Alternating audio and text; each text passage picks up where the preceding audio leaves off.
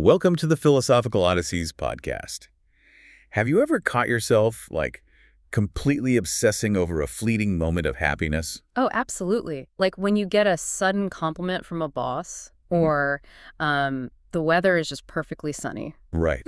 Or you just have a really fantastic cup of coffee, and for a brief second, everything feels perfectly right. Yeah, but then it's gone. Exactly. Almost immediately, the feeling just evaporates, and you're left chasing the next external event to bring it back. Yeah. So today, we are taking a deep dive into an incredible philosophical text that promises something that, well, it sounds completely absurd on the surface. It really does. We are looking at a framework that isn't about how to chase or just feel joy, but how to literally transform into joy. And to understand how we could possibly do that, we have to kind of put ourselves in the mindset of this 17th century philosopher Baruch Spinoza. The overarching argument of the text we're examining in this dirt dive is that you, me, anyone listening to this, we are currently trapped. Trapped by what exactly? We are weighed down by three hidden, utterly miserable assumptions about how the world works. And these assumptions dictate how we react to, every inconvenience, every tragedy, and every triumph.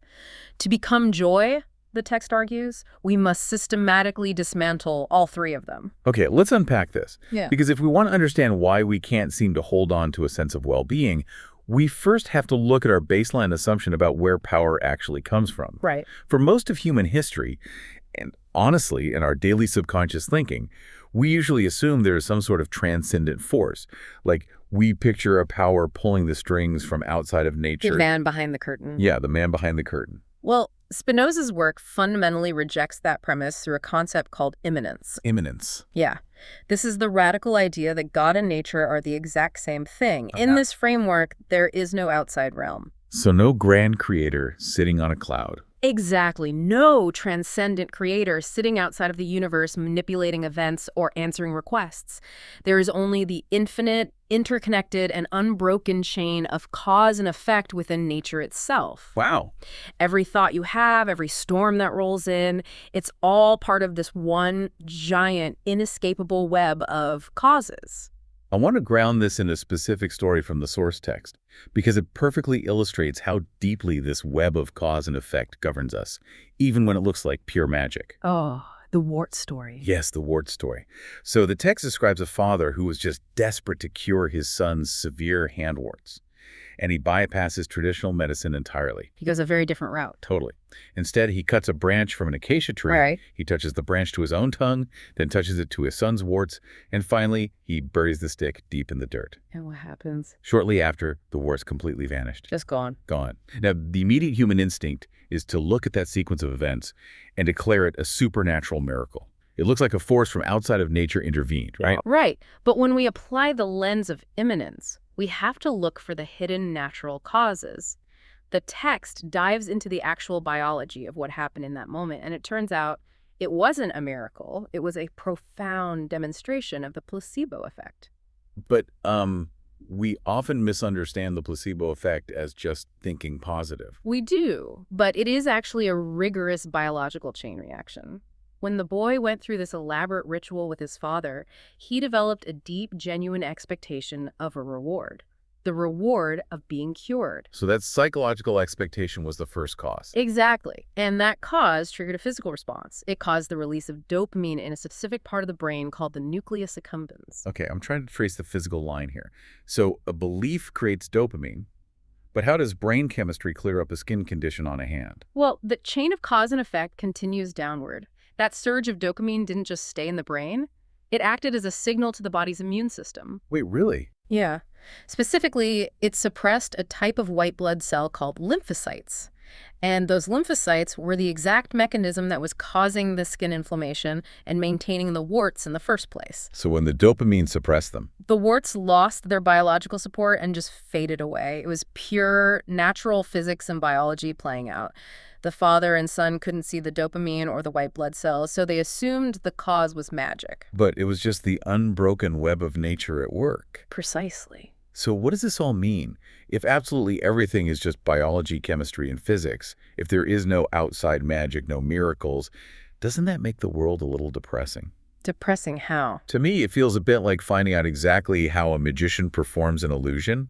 Once you know about the trap door and the hidden mirrors, the magic show just becomes a mechanical routine. Doesn't this biological view strip the wonder out of life? What's fascinating here is that the source text argues the exact opposite is true. Understanding the intricate machinery of nature doesn't destroy awe. It actually grounds our wonder in reality and amplifies it. Amplifies it. How? The text points to an incredible modern experiment to prove this. Researchers asked people to rate the aesthetic beauty of various images. Okay. Half of the images were abstract art masterpieces created by human geniuses. The other half were fractal patterns generated entirely by blind mathematical physical laws. I would assume the human art, with all its intended emotion and purpose, scored much higher, right? Actually, no. The subjects rated the mathematical fractals as being just as beautiful and in some cases more beautiful than the human-created art. Oh, wow. Yeah. Nature's pure cause and effect has a profound, breathtaking beauty all on its own. It doesn't require a supernatural overlay or a magical narrative to be majestic. That makes total sense. Because when you realize the unimaginably complex, unbroken chain of molecular and biological events required just to heal a wart or bloom a flower, the universe feels infinitely more miraculous than any magic trick. Exactly. But if we accept that nature is this beautiful closed loop of cause and effect, it forces us to confront a really uncomfortable question. Which is? If there is no supernatural force, and everything in the universe is just dominoes falling in a line based on physical laws, where do humans fit in? Are we just complex dominoes? Yeah. Because I certainly feel like I am freely making some choices right now.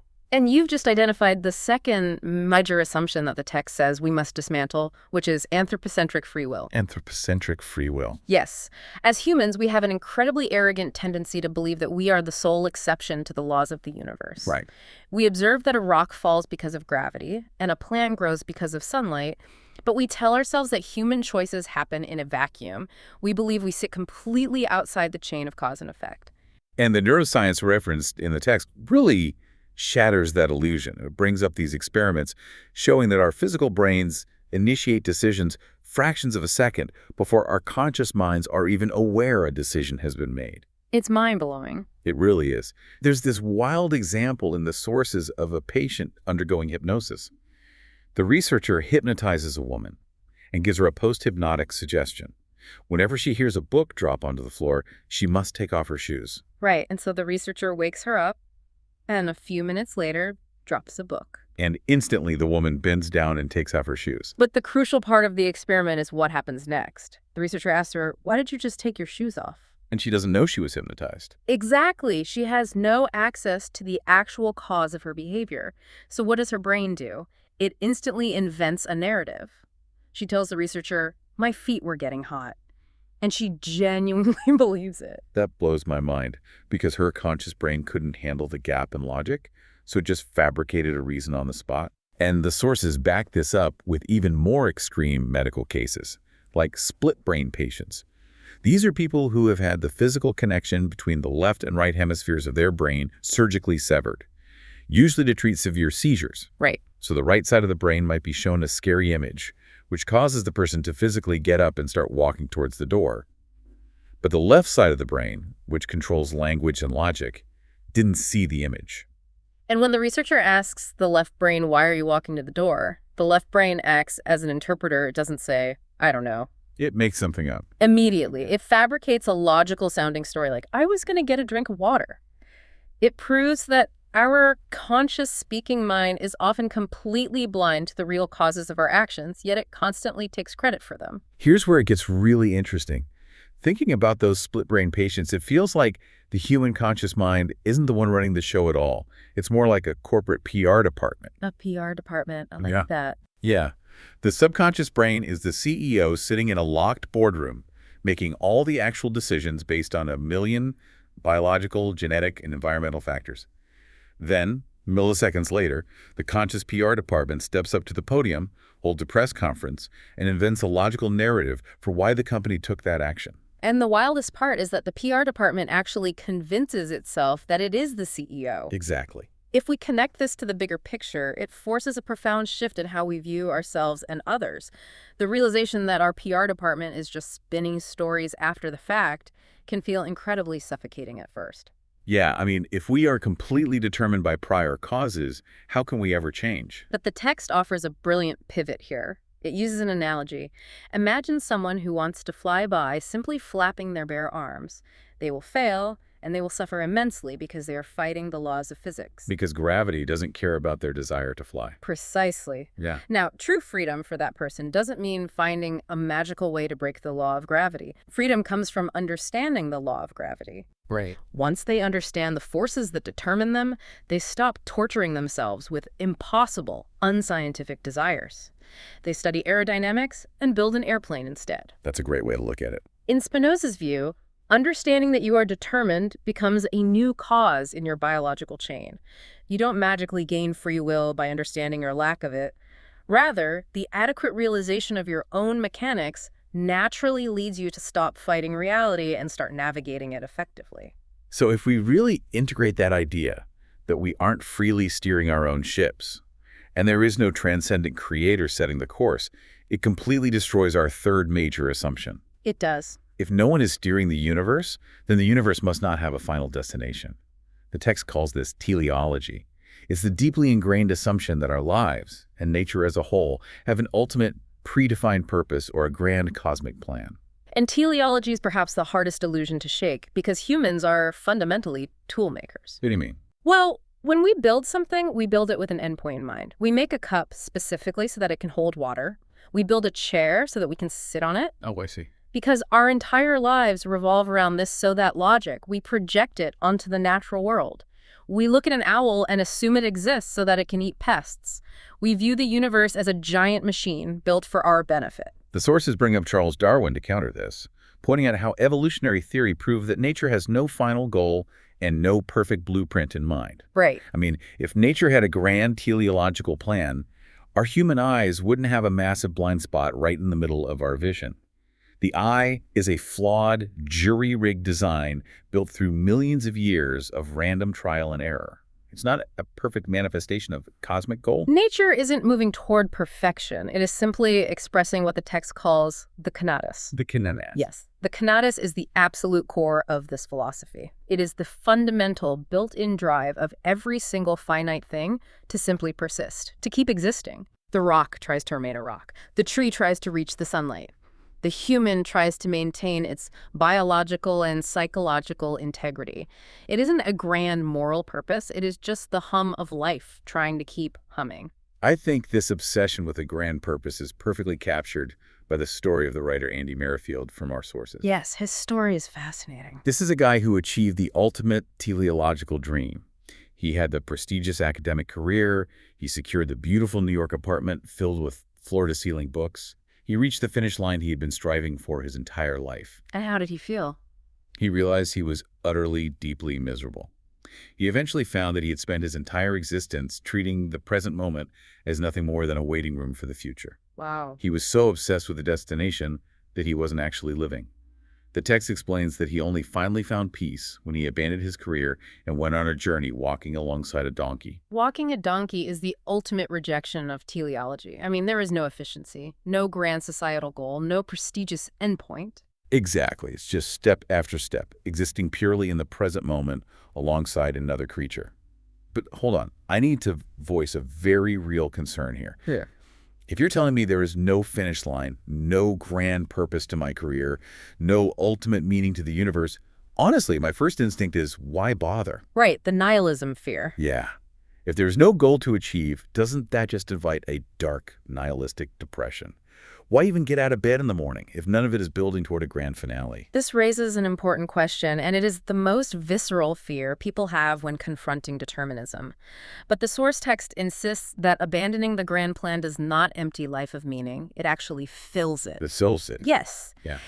When you drop the exhausting obsession with the future, you finally allow yourself to dive into what the author beautifully calls the milk of the world. I love that phrase, the milk of the world. It sounds incredibly nourishing. It really does. It represents the immediate, vibrant interactions of existence. Think about a fish swimming in a river. The fish is not swimming because it hopes to win a gold medal at the end of its life. Right. It isn't swimming to fulfill a cosmic destiny. It swims because the act of swimming is the pure expression of its conatus. The swimming itself is the joy. When we stop treating our lives as a stressful, agonizing commute to an imaginary finish line, we can actually experience the profound joy of simply expressing our capabilities in the present moment. Okay, let's take a breath and look at where we are. We've stripped away the illusions. There is no supernatural puppet master pulling the strings.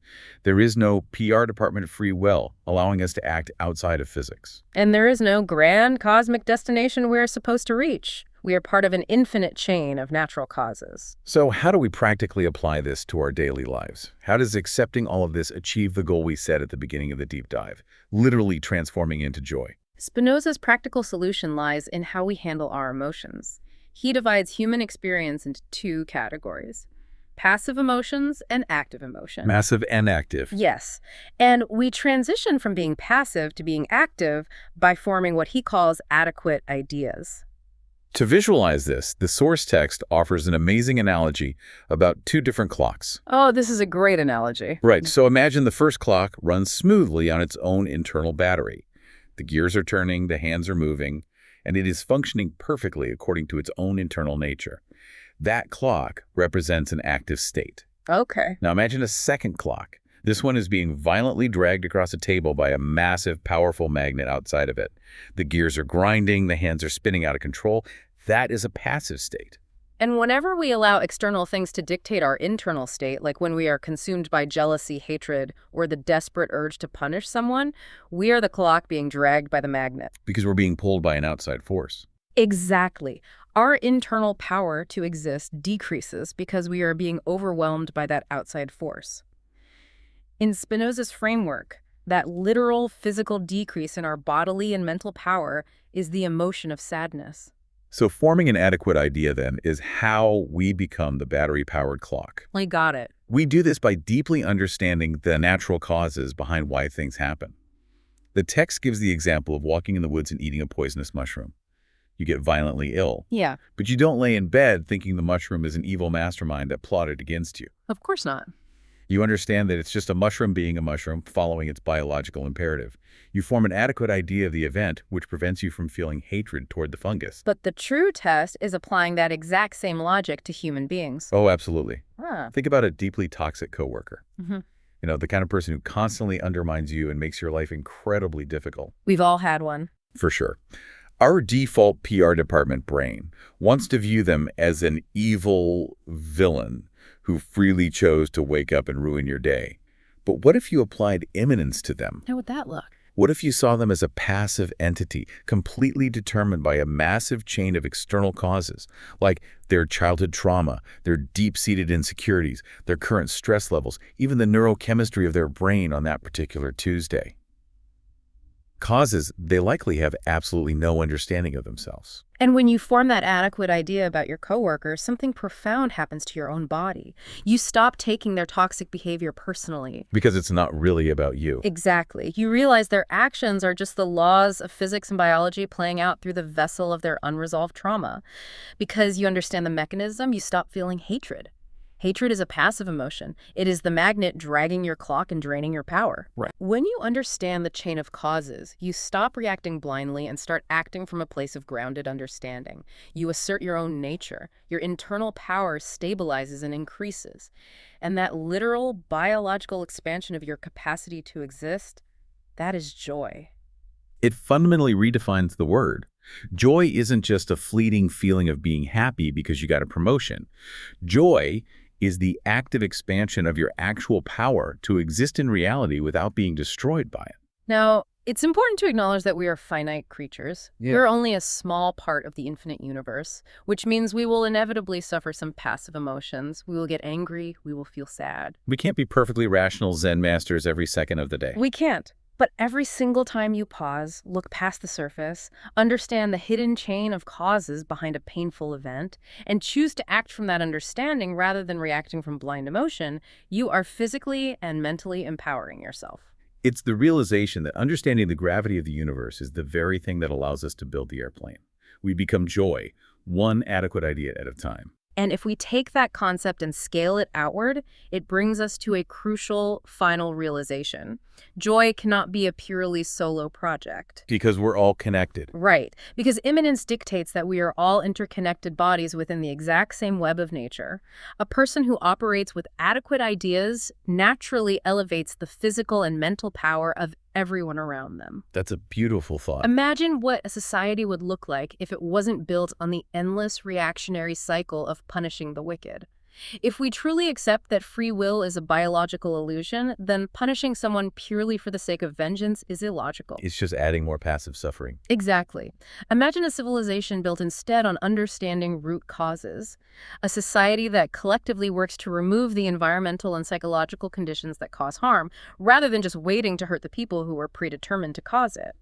Spinoza isn't just offering a personal life hack to feel better at the office. He is offering a structural blueprint for a fundamentally more compassionate, deeply joyful human civilization. The X-ray machine of human behavior might reveal a complicated, messy web of causes, but once you learn how to read the scans, the diagnosis is no longer about finding blame. It's entirely about finding a cure. Don't forget to follow us and subscribe to stay updated on our latest episodes and never miss a step in this odyssey of thought. Until next time, keep questioning.